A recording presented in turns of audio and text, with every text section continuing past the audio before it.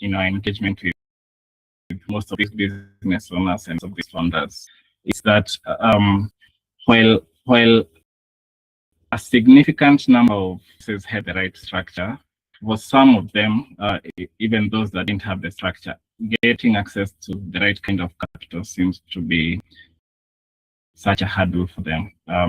For most businesses, they couldn't tell ones from twos when it comes to capital conversations. For the rest, they didn't even understand what needs to be in place first before we even go ahead to having a capital conversation. I believe that's from that insight is when Kai Finance was born. The idea where we could help founders access capital easily, but by the right structures, by building the right foundational structures for them, by holding their hand and giving them bespoke advisory.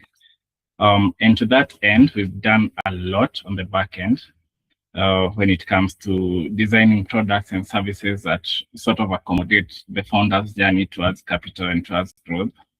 But that's the background behind this session. So we discovered that if we have downs with founders such as yourself, every month we normally have a different topic. For those who've been here before, you know the drill.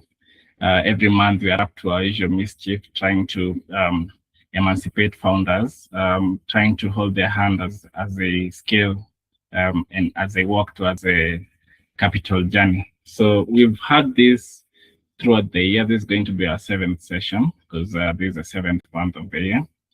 And today's session is particularly exciting. I think the topic itself is as exciting as our guest speaker will be invited to take us through this session. So this afternoon, we are going to be tackling that data security and compliance for SMEs. And the reason we chose this particular topic is because compliance sort of feels like a gray area when it comes to most founders and most business owners. When you mention compliance, it sort of feels like that's a word for the regulatory space, for maybe for governments, or for it just doesn't feel like a word that founders should be carrying along on their day-to-day basis. And we're here to break that that concept. We're here to sort of demystify to take behind the curtain that is compliance. Businesses tend to think that capital is their main challenge, and for those that already they tend to think that revenue could be challenging. Some also tend to think that market demand or maybe getting customers is the most challenging bit of it. But rarely do founders ever seem to look under the hood, see how well they are prepared to handle risk, how well they are compliant to regulatory agencies in whatever jurisdiction they have. So we are here to expound more on how to de-risk your business to access capital. So today's conversation will sit at the heart of the reality for most founders, where we'll be taking a look at data security and compliance for SMEs. I'm not going to take too much of your time. I'm not the main speaker for today. Today's session will be hosted by our CEO, Mr. Ubong Ita, who brings a wealth of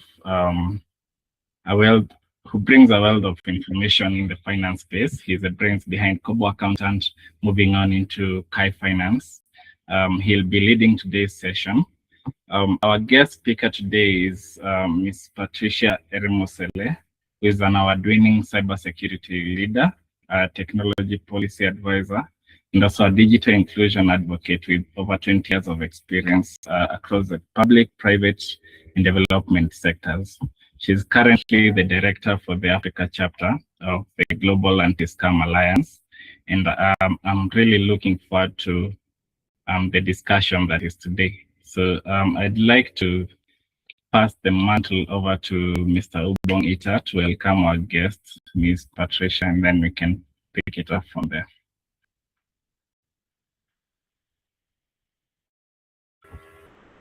Mr. Ubong, are you able to speak?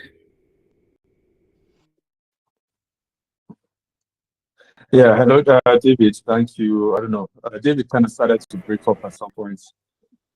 Oh, okay. I didn't know. I don't know whether it's my network, and I can't seem to see your video as well. Yeah, I've sort of turned it on. Just 1 second. Let me try another device. Patricia, can you hear me clearly? You're muted, Patricia. I can hear you loud and clear. I cannot see you though. Okay, let me try my other device. See if that would help. That's Just okay. give me a minute. Let me switch it over to the other device. Just 1 second. While you're doing that, is it okay? I'd like to just have maybe one or two, just get a feel about who is in the room, so that we can, if I can get maybe your name, who is in the room, what you're working on, what you're innovating. I would love to hear that. Okay, yeah, I see you, Ubong. Welcome. You're not enjoying this beautiful space that I'm in. You see the lovely island that I'm in, right? I don't know what you're talking about. I am on this island right now, but I would like to just hear from our participants. Where are you? What are you working on? And what do you hope to get from this? I'd like to just, if nobody speaks, I'll have to call on you, right? How do they say it? Quiet mouths do not get food or something. There's something like that. I can't remember the words. Good afternoon. Hello, good afternoon. My name is Rabiu Farouk. I am the CEO of 30th June Concepts with trademark Farm Shore. Basically, we are into catfish grow-out farming, and then we are now currently transitioning or vertically integrating into processing and sales of packaged catfish products for both retail and wholesale. Currently, we are major into farm gate sales of our catfish products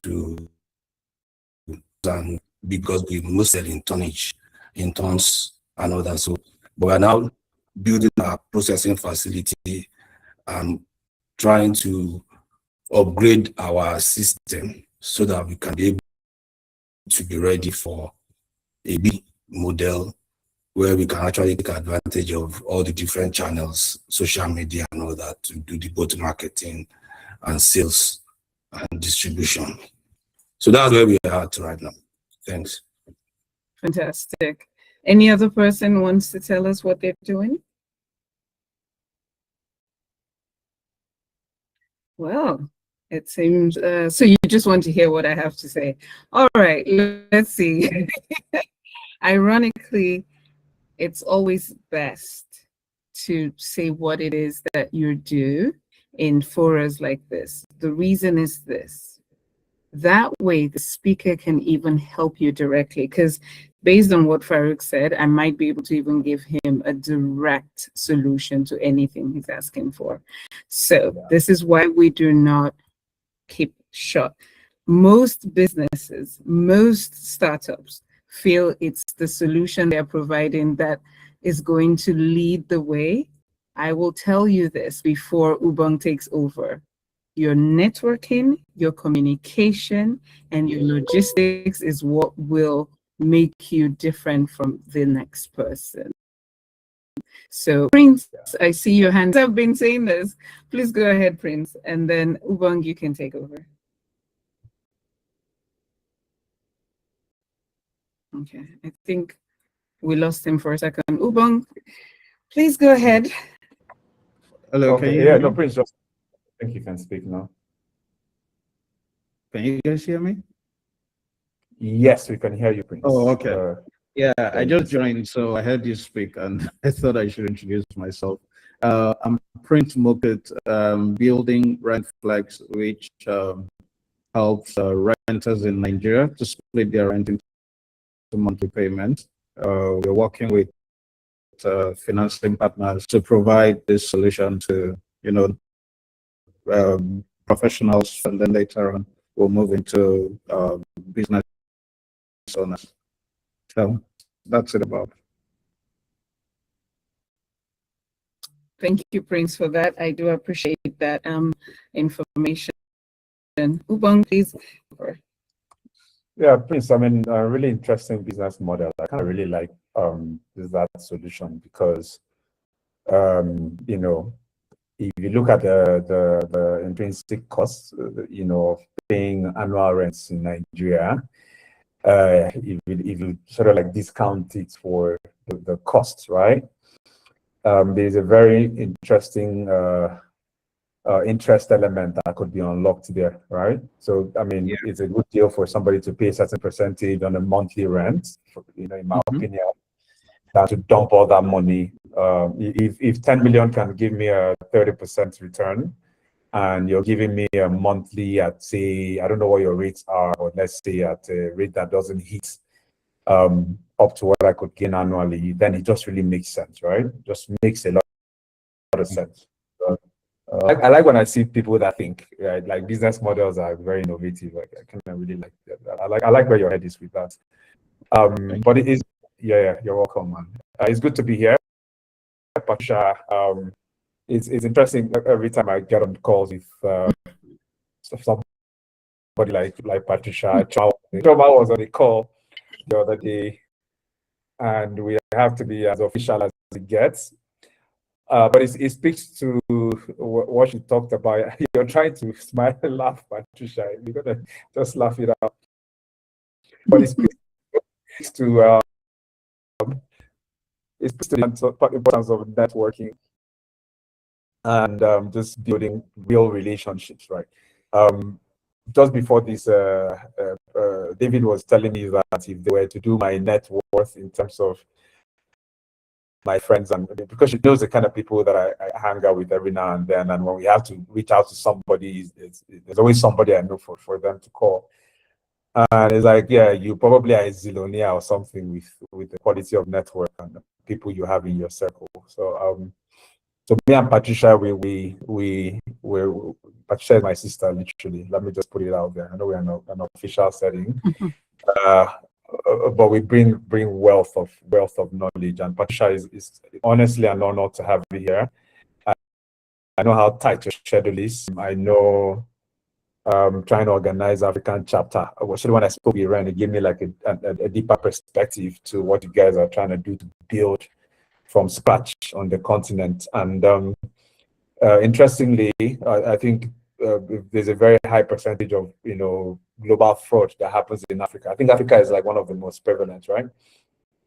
And sadly, yeah, and then sadly we have the least exposure to information and knowledge around fraud, compliance. Culturally, we don't even take these things seriously culturally. So you guys probably have a very, very I mean, I don't envy you, to be honest.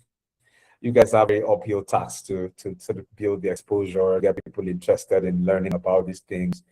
Another very interesting stat that popped up was, I think 97% of fraud cases, I don't know if that's global or in Africa, do not get resolved. That's a really high percentage. Is that global?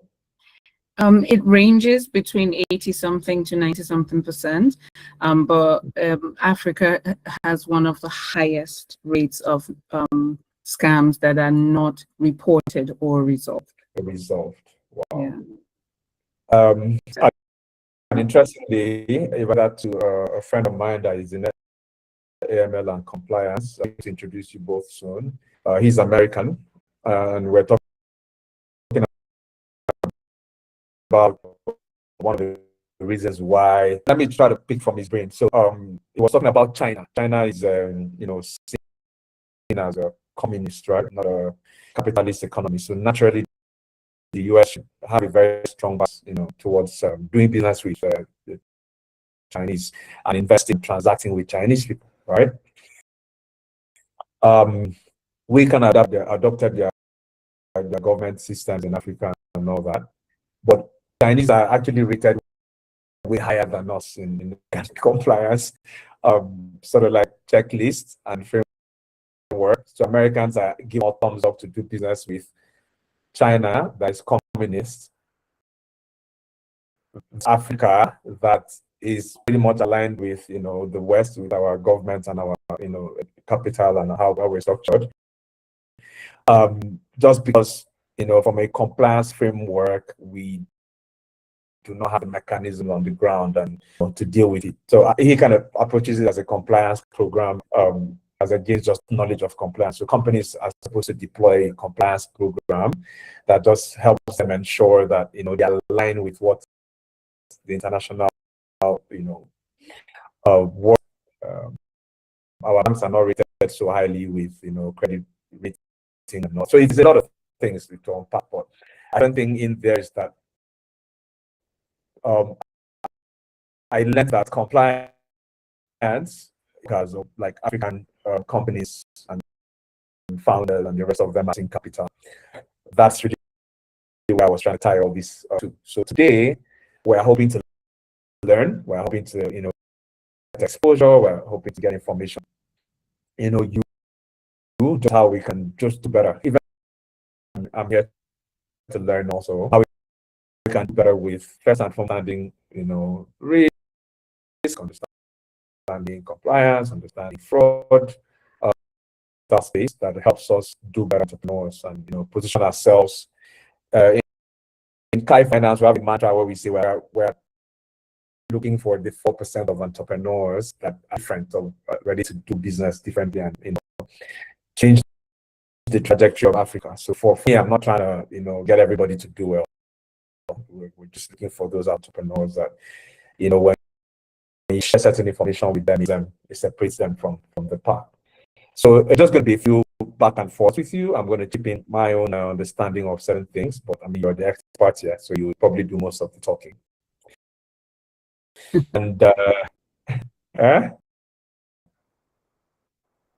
it always makes me laugh when I hear the word "you're the expert."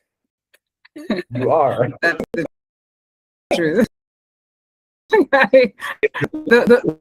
the word expert. Oh, we'll unpack some things, and I hear the word expert. Yeah, I can not to cut you short. I always want, and I think we have a small group here, which I'm excited about. It's nice to use the word expert. However, let's also look at it that a collaborative mindset and a collaborative understanding of what we're trying to do is what makes you an expert. So it's not just me as an individual, but the people in this group, you show up here, you monitor information, you're building solutions, you're solving things. It is your contribution makes me the expert in this way. Let's continue going. And I mean, I heard when I, you know, the GASA sort of like put together, and one thing I took away from it is that, you know, managing and sort of like dealing with fraud is a very collaborative, it's like a community-driven effort and events. So I mean, I kind of understand when you say everybody's expected to get at some point, because there's a huge cost, you know, for knowing and being an expert. So yeah, absolutely. So that sort of takes us to the first thing, you know. We know that clients and investors, I mean, the relationship with them is risk-based. Let's you know, and see things like, you know, build relationship with investors. The idea behind that is to mitigate and reduce the risk factor with those entrepreneurs, or the investors, sorry, between entrepreneurs and investors. So risk is already embedded in that relationship from day one, right? I think that the question that sort of like begs here is, you know, data security, right? I mean, for entrepreneur, do you think that taking data security, which is very big, I mean, everything is data, your bank, OTP and password, everything is data. What happens based on data at the end of the night? So does taking data security likely a doesn't make my business a high risk, even before we start thinking about due diligence, before I'm even trying to go raise money, just on a day-to-day, you know, if somebody were to come knock on my business, and look. So the deeper question is, when do I start to think about, you know, data security as a priority, right? When I start talking to investors, or is that something that as a startup or as a regular business? Let's look at Farouk's business. You know, I'm doing my fishery and all, right?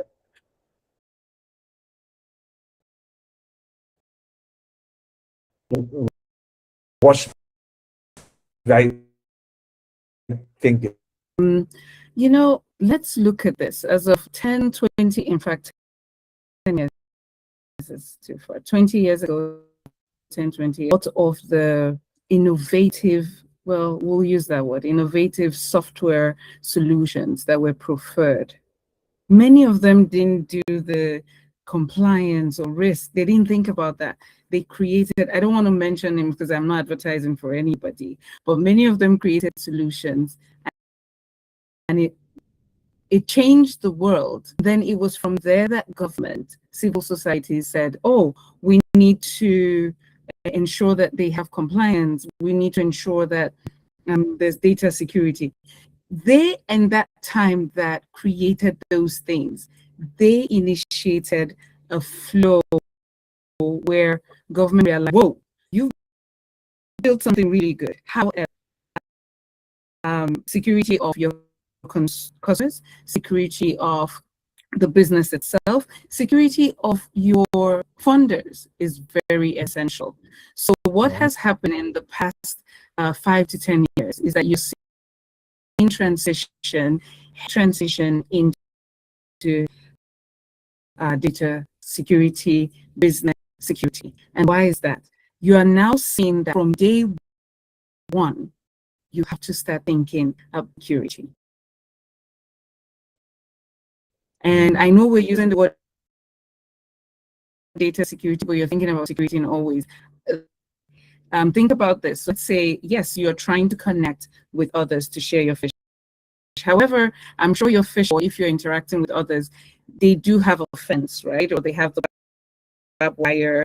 You've done security. The world, the governments, civil societies, other organizations need to ensure now that you're looking at data security. In fact, most organizations are doing this as what we call security by design.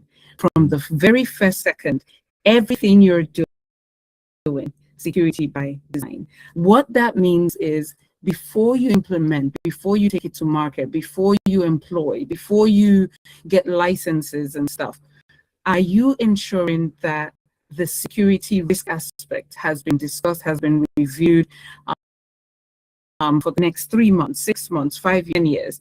So you're building with security in mind. Previously, like I said, 20 years ago, it was to build an app that helps people connect with each other. Boom, right? Now, everything you do, there might be a repercussion. Let me give an example.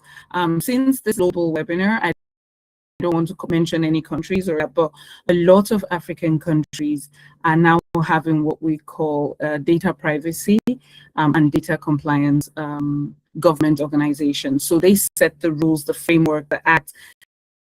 Some countries they have acts, some countries have frameworks. It depends on their maturity level. So wherever you're building for, or building with, or building, you need to know, for those countries, what is their data privacy, data security outlook, right? Let me use an example for Nigeria. Nigeria has a very, Nigeria privacy laws has, it's evolving. It's one of the, let me say, mature ones in Africa. In fact, to the extent that right now, if you do not implement what you need to do, you could get fined. There are some fines that can go up to 10 million. So if you're already fined before you've even gone to speak to lenders, I don't think any lender is going to listen to you, right? So it is essential that while you're building, you should also think about the data security risks. So there, and people only think about the security organization, so maybe your staff or whatever. Look at it from 3 angles, right? Do you have your internal data security within your organization? Even if it's one staff have that, there's a risk.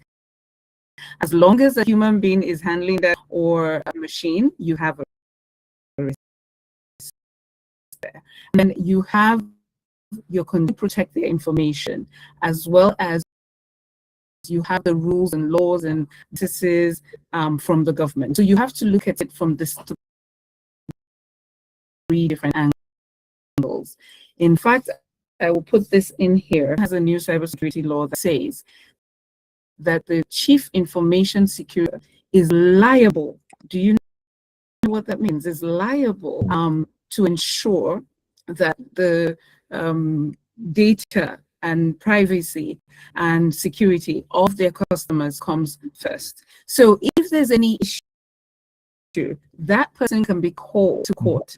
That person can actually go to jail if they find out that things were not put in place. So we need to start thinking about these things early. I'm not saying anything has been that situation. However, that's their law right now. And you do know one first person they use to. So yes, we do. You know, we're so excited. The idea comes and you're like, I want. There's a preferred solution. But from day one, just the way you as a CEO thinks about the bottom line and making profit and getting in, you also need to ensure that you are thinking and you are implementing as a senior security advisor within your organization, either yourself or you employ the person. You know how it's expensive to employ a CISO, so you need to start thinking, or join communities like Kai Finance, that's with the right people for this. In fact, I in most founders now that your legal team should be right now. Your data protection officer, your best friend. So before they used to put it in the background, oh, if something happens, we'll contact them. You know, the legal team of some offices they'll give them a little small room. Then I remember. Now they own the space because everybody is. Let me tell you a story. I think it was just a month or 2 ago, where Nigeria took Meta to court. That a lot of the data and information were used not in the right way. At the end of the day, it came to an agreement. So instead of paying a fine, they would prefer like education and things like that.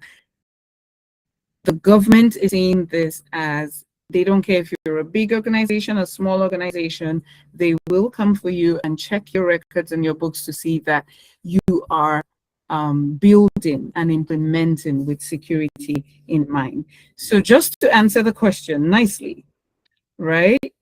You have to think about it from day one. So when that idea comes to your mind, boom, I'm looking for a way to build, this lovely island I want to build this island and invite people to come visit.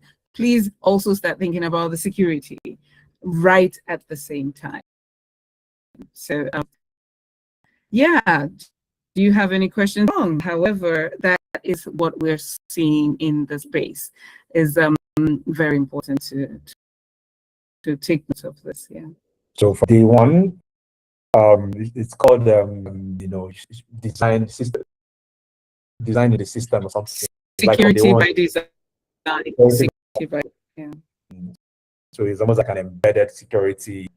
So when you're doing your architecture design, and it's interesting that there's a tool we're building out, and that was one of the things kept us on the design for a long time. How data is stored, how is accessed, front end, back end, how you separate both of them, what people can say at the front, hackers injecting code into your database and getting your app to perform in a way you didn't intend it to. Quite insightful having that conversation with a consultant, back in the day. So yeah, I kind of get it.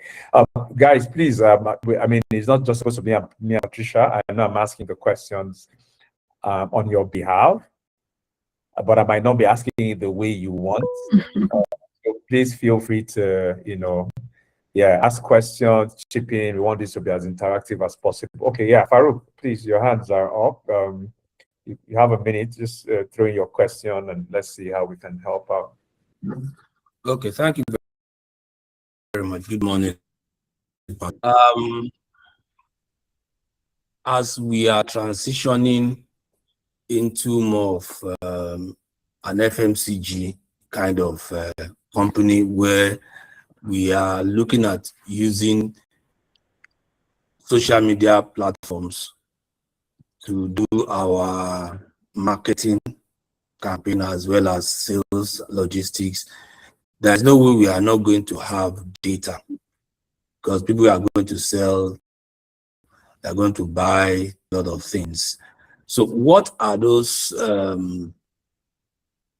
things or those policies that needed to be embedded now in order to ensure that we are not going to be caught unawares with regards to what we are trying to do?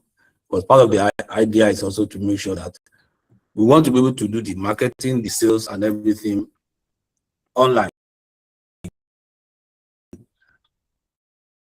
and just the logistics.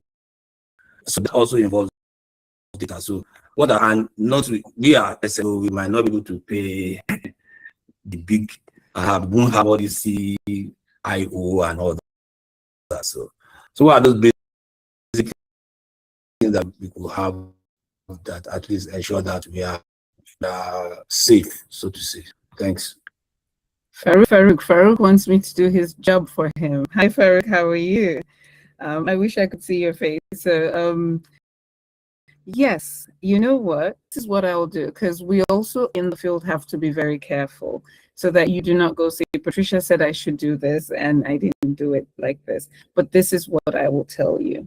Depending on the country, right, or the jurisdiction that you are going to be using your tool or your solution or whatever it is that you're building, you need to find out three things. Does that country have a data privacy and data protection commission? When you know that, you should approach that commission to get the information you need. The Protection Commission, I know you said you're an SME. They do understand that. I think they do. I'm in Nigeria. Yes, okay. For you to be we have 50 something countries. I can't tell you everyone. So you will go there and ask them what to do, right? Or you go on there. Many of them do understand that they're small, medium, and large size organizations. Of course, they're not going to come ask you to pay millions when you're just asking how much is your startup cost. But it's good to know. And their rules change every form that relationship early. I know one thing I want founders to understand is we always feel, oh, it's government to decide. No, for your business to run and a long time, please learn to build a relationship with the governments that regulate you. It is your duty to do that, right? Think about, I'm going to use an example. You have a child into a school. Don't you think best that you create a relationship with the teacher of your child? Not just other children. No, you need to create a professional relationship to ensure, oh, let me know what my child is learning. What should they do better? What's happening new that they need to implement? Or what policies will implement that they're not doing that the teacher thinks is necessary? Think about that. I will tell you this. Find the regulator for your field, for your area, and become friends with them. Build a relationship with them. Like I told you, the solution you prefer, fantastic. It's people are preferring this everywhere around the world.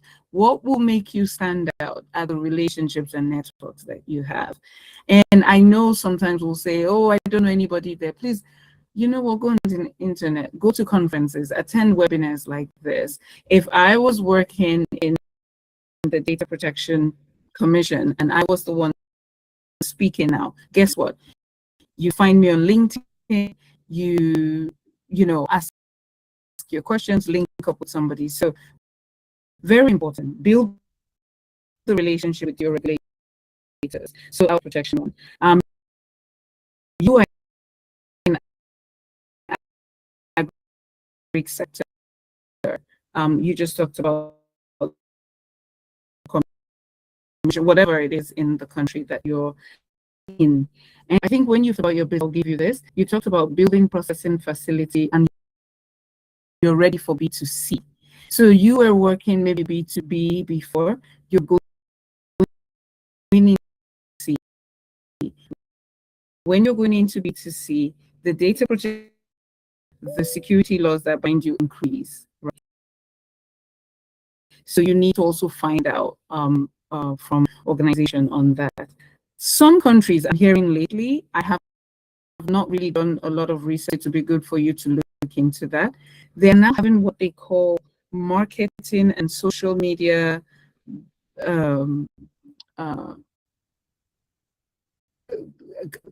commission or something like that. No matter how small, it's either they're part of a bigger commission or they're a department, where if you do advertisement for more than this amount for the month, they need to check it to make sure you know it works for their. You need to find out. It's very important. From data privacy, I've seen this and I've heard about this. If you're somebody doing maybe one advert once a year, maybe it doesn't disturb you. But you're doing continuous social media marketing, you need to find this out, right? It's very important to know what is expected of you. I think for the third one, find an organization within the country that you're in. You might say, I am not a cybersecurity professional, but you need to know what's going on. And so I would recommend that you join like a cybersecurity community. And they have CSEN. CSEN is a security something of Nigeria, right? You can get good resources from there.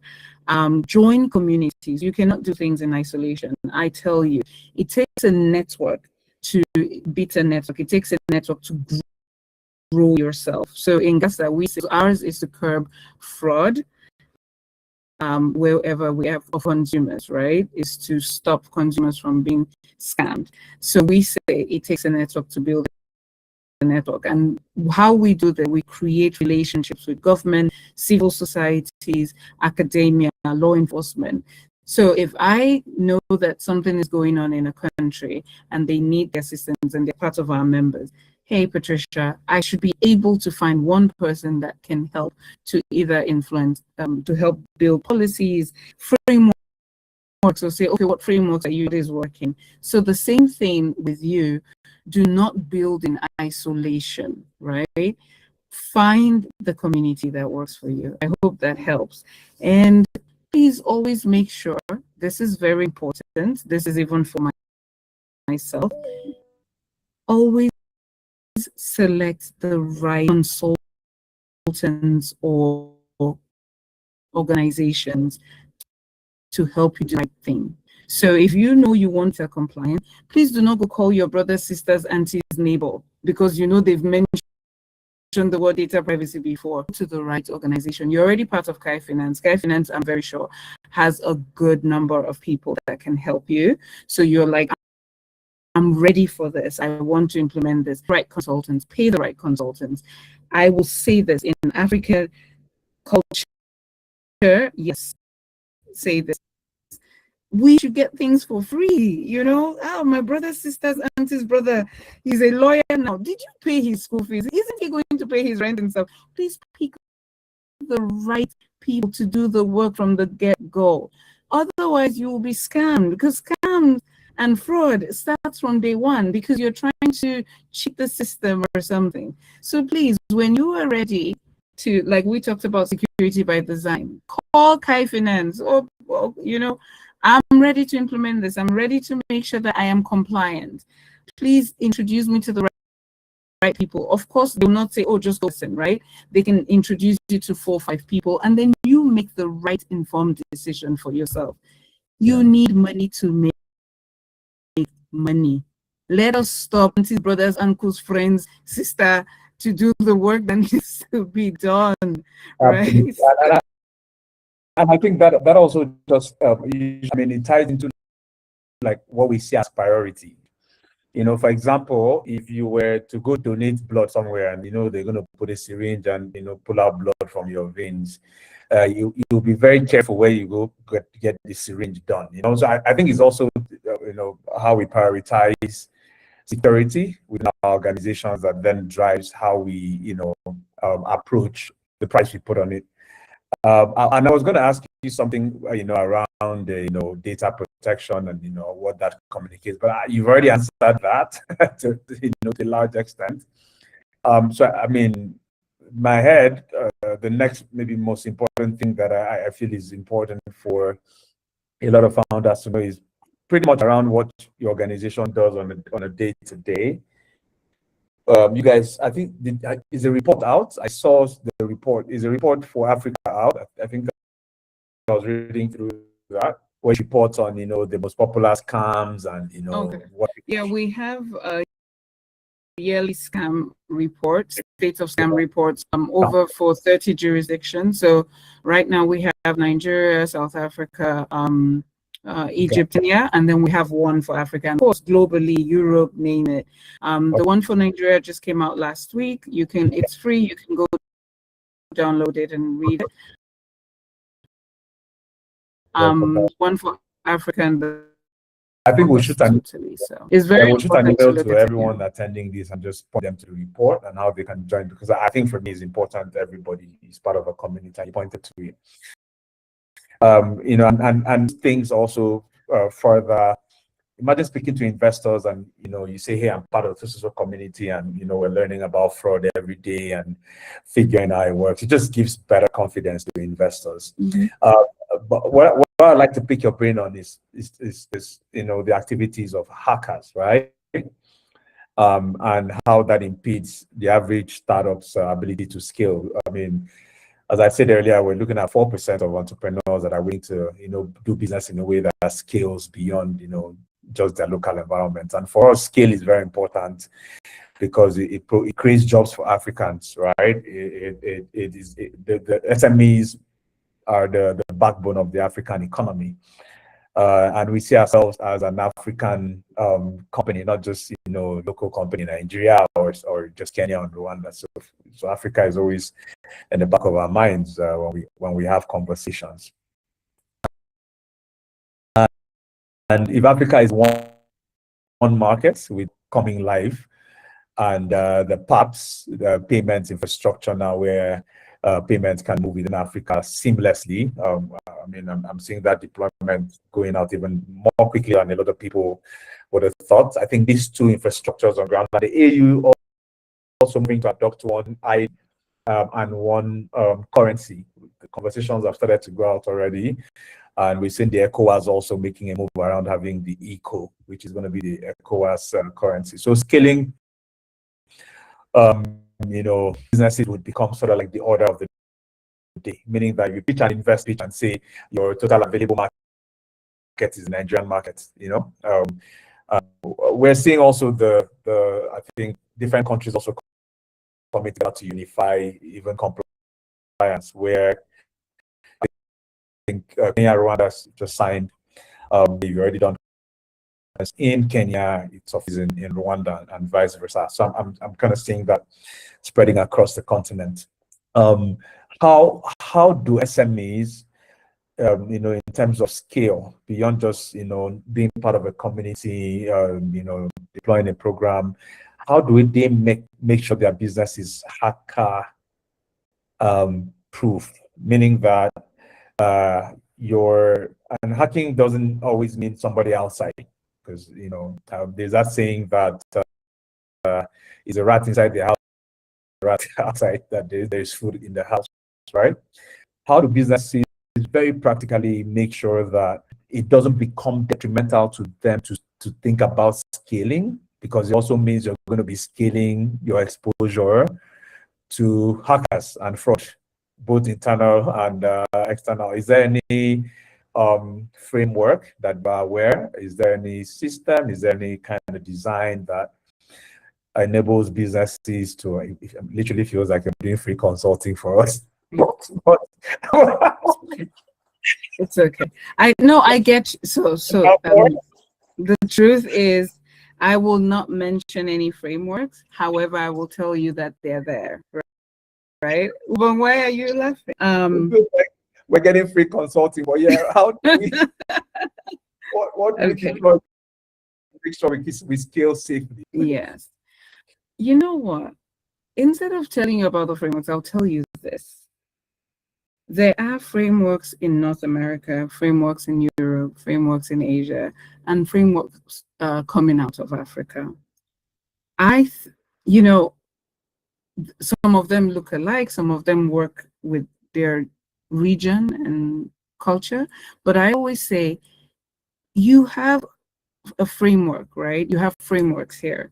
Why don't you find the one that works for you? Please do not go adopting a framework for America when you are working in Africa.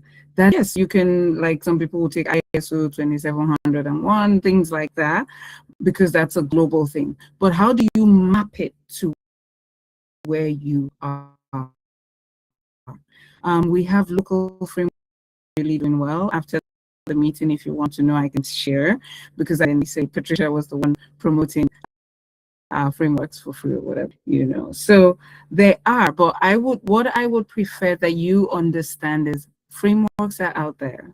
Find the one that works for your region and that is easy to adapt, or that is easy to, that is operable as well. Because sometimes we take frameworks that are just hard and rigid that we cannot do. We're not even innovative, right? So always make sure to pick the right framework for that. I know you talked about online payments, you talked about one currency, right? I would say this. Yes, we're seeing these conversations. We're happy to hear about it. Some of them could take a while. Please build based on your reality and future realities. Do not say because there's going to be one currency soon, you're like, you know what, let me relax with this. Please build with the reality of now. If you know you prefer a solution that is for like the whole of Africa, you need to also know how to make sure that, yes, right now there's no platform that can take payments in all the countries. So find out regionally which payment platforms can work so that you have you consumers or your customers, right? Very important, because there's something that said the first founder is so excited about the solution and finds out later down the line that for your solution to succeed, it is all logistics. You can have the best solution, but if you're not your customers, your solution is not the best solution.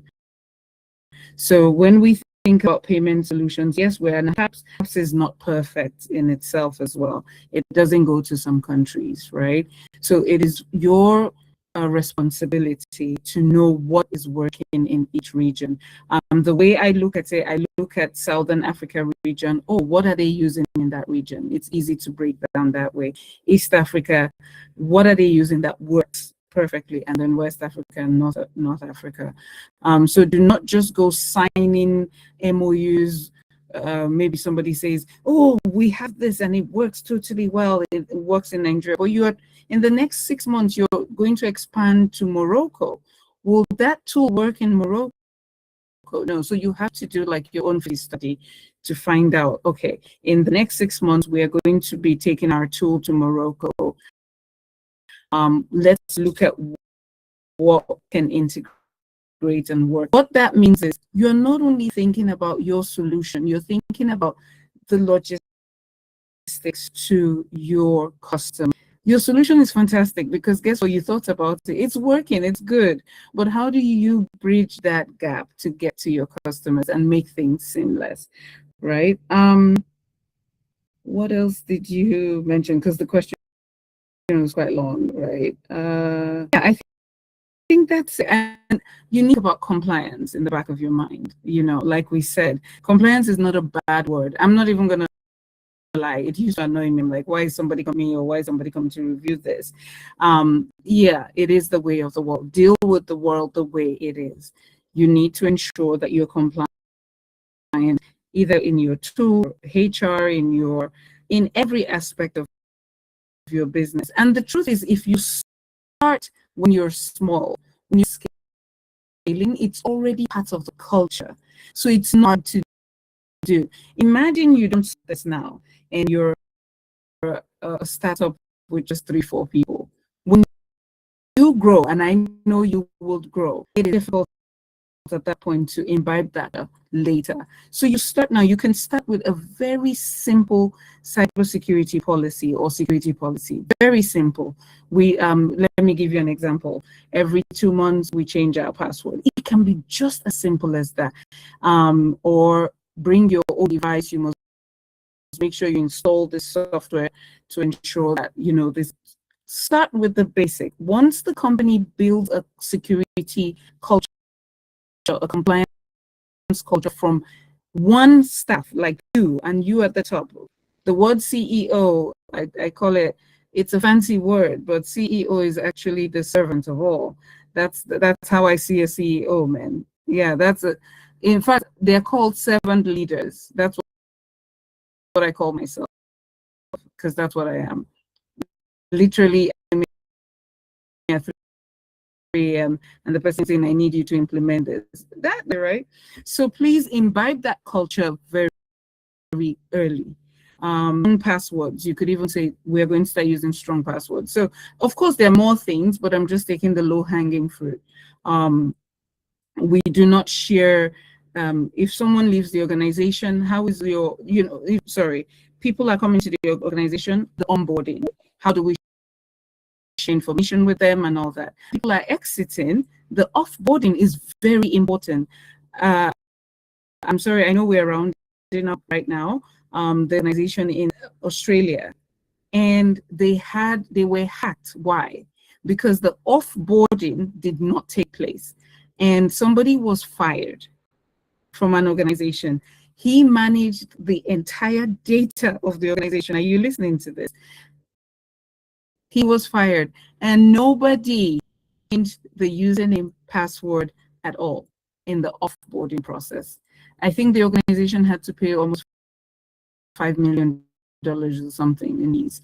So please start thinking about these things. So imagine if you are having the conversation with your lenders or financier, already telling them, we have this in place. We're thinking in this way. It means in short term, you're thinking long term. Ubon, remember, if you leave me to talk, I can talk for 5 hours. You're muted, by the way. You're muted. I cannot hear you. Oh, my bad. Sorry, my bad. So I was talking about the last point about offboarding and SOPs. And yes, that's one of maybe one of the biggest blind spots. A lot of businesses offboarding in every way, even offboarding a customer that you worked with for a long time. There's been a lot of data shared between you and that customer, even as you serving the customer. It's really B2B, right? Especially B2B. But I can also apply to B2C. If there's no offboarding framework for customers, you can get critical data. And I remember back in the day, I used to tell folk the danger when we started out with outsourcing bookkeepers and accountants and say, hey, it's better off hiring from a firm that has a process to manage their staff and your data within that staff. So if I give you an accountant that is a COBOL accountant back in the day, I am a lot more intentional with ensuring that that's properly and all as compared to your internal accountant. Because your internal accountant back in the day would have taken your data back home to go work, maybe with the computer home, and you be surprised 7 big companies, PwCs and the Ernst and Youngs, we have big client data sort of taken away by staff to maybe go do some work. So I remember my friend that worked with Ian at the time, and used my computer and transferred, I think it was Toyota, it was one of the big companies, into my computer at the time, and we were doing some work, so he picked up to do the work. And and I was looking at it, I was like, yeah, this is actually really dangerous that, I could have certain information within my computer because my friend sort of like borrowed my computer to do work. So managing data is sort of very holistic. If you do not manage that properly, if I'm going to invest in a company and I've had experience around data exposure, I would ask you a few questions to just see how you understand it. I think for me, that's even one of the most critical things, just your base knowledge, understanding of, of what data section looks like, sounds like, me being part of certain organizations, me working as a compliance person in the past, for me, has made a place where a lot of fraud happen to speak because, you use password as a password. I've seen, and I had to be dealing with, the EFCC and I think they now disbanded SARS at the time to follow up on a lot of cases like that. So I've seen the practical implications of just ignoring, internal data security frameworks and compliance, and it could be very expensive internally. And for an investor, that is a very red flag when there is no system. And I mean, I can chip in just maybe one or two things that we've speak about, and we continue to speak about.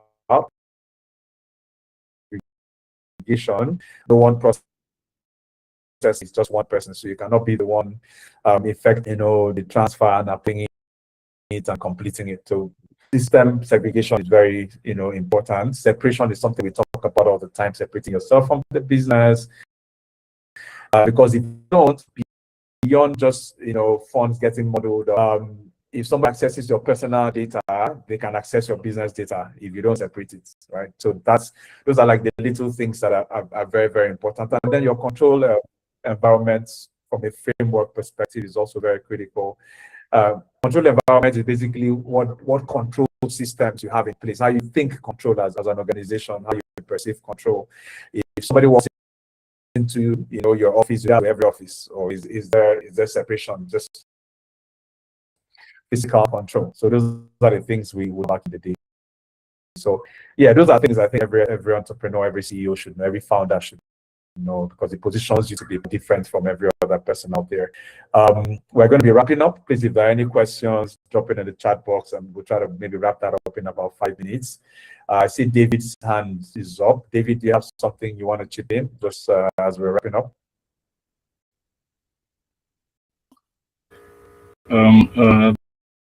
Thanks, Mr. Ubon. Such a lovely session.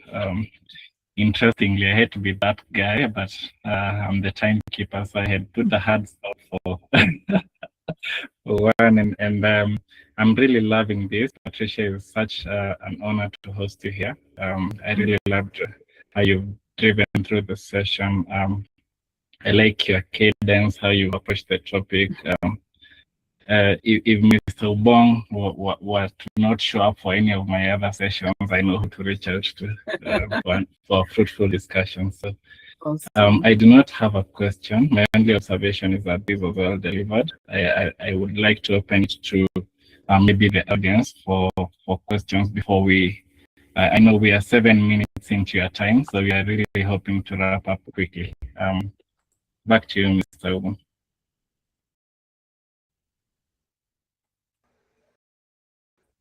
Yeah, I mean, I'm here. Any maybe 1 or 2 questions call it a day, or we share some of the resources we've done this call with everyone. If you're in support of us sharing the resources, there are about 14 people on this call. The thumbs up from up to 10. If we don't have up to 10 people, we're not going to share it. So we have two people. Patricia has to run really quick. I don't know why you're that's why you're raising your hands. No, I'm actually hand because I wanted to give a free consultation to, I think his name is Prince Mokut. He wants he's working on a rentals in Nigeria. Look into joining the real estate, like one of the real estate platforms. Think about it. There are many, but find the right one. It's very essential. And then look into, because you're dealing with B2C and B2B heavily, that is an area that there's a lot of policies and frameworks that go in that area in the next year. With real estate being a major source of fund or income, or people are trying to invest in it, there is going to be a lot of policies and frameworks around this. So do not build in isolation. Very important, because in the next 12 months, you're going to see a lot of laws and acts and regulations around that area. So please build with your regulators in the know of what they're doing. Awesome. Thanks, Patricia. You're welcome. Yeah. So we have 5. Okay, yeah, Prince, go ahead, please. Oh, sorry. Right. Yeah, I wanted to just say that I'm planning to meet with someone that is in the real estate sector tomorrow, just to discuss some partnership as well. So I'm trying to, prepare against tomorrow, just in case things change drastically, and hopefully we're working with regulators better than most. Thanks. You don't have to tell them everything you're doing, but you just have to know, let them know that you want to know any laws or things that you need to know about. Does that make sense? Yes. Yeah. Very important. Yeah. Okay. Yeah. So we have you on LinkedIn or? Oh yes. I'm on LinkedIn. Let me share my LinkedIn profile. Sorry. We're going to send it in the email anyway after the call. Okay. So it's not an issue at all. We'll share her LinkedIn and just all her profile and everything. So I mean, if you need to work with her, I'm sure you can connect with her through that. We'll just ask her how much information we can share, and we'll share. So don't worry, we'll have it. So I got 5 hands to share like resources. If we get 5 more, my hand is raised, so that's 6 hands. That's it. I need 4 more hands, and then I've not heard from Jan. I've not heard from Frederick. I don't think okay lifted. Henrietta, I saw your hand earlier. Thank you. Jan is Chinese. I'm glad to have him here. It's Cameroon Chinese. I don't know. But yeah, amazing guy. It's good to have him on the call. That networking should be happening here. Actually, there's some amazing people here. Jan speaks French. Please, can we talk? Because I have a question in Cameroon. I beg. Yeah, it's really solid. Yeah, and works at the African level. I've gotten just 6 hands. Can I get 4 more? And we get a good to go. Okay, that's 7. I have 2 hands up. That's 7. I saw your hand already. Now said yes. Prince said yes. Jan. Okay, I think we've gotten enough hands. We would do the needful. We'll share this meeting summary and also add as many resources as we can. Patricia, it's an absolute pleasure to have you here. We've taken 11 more minutes of your time. Tell the next meeting that we say sorry. That Kai Finance said sorry, but it's amazing to have you here. Thank you everybody for joining in. Thank you. It was nice meeting everyone. Yeah, every last Thursday of the month. So look out for the last one. It's always impactful, and there's really a lot to learn, and free consultations. Do enjoy the rest of your day. Thank you, Kai Finance Cares, and we have a lot of offers that we're putting out for businesses and entrepreneurs. So go to our website. Our AI tool just got live. There's a free version for founders to use to understand their numbers in a very seamless way, where you just connect your information, your accounting software, and the AI just advises you in very simple language what to do. Right? It's ai@kai.kaifinance.com. There's a free package that you can also take on, and we also help SMEs access capital and invest in some ourselves. So we're here to help. businesses scale across Africa, not just scale within their local country. So if you're looking at doing business at the African level, you can always reach out to us. We are glad to help. We're already working with some fintechs and some big companies in that direction across a lot of countries: Cameroon, Mozambique, Kenya, Rwanda. We're literally positioning ourselves to, be very resourceful within Africa. So reach out to us if you're looking at doing such. But yeah, other than that, thank you very much for staying to the end of this call. We look forward to having you guys on our next session. That will be Thursday next month. Thank you very much, and do enjoy the rest of your day. Thank you. Bye-bye. Thank you. All right.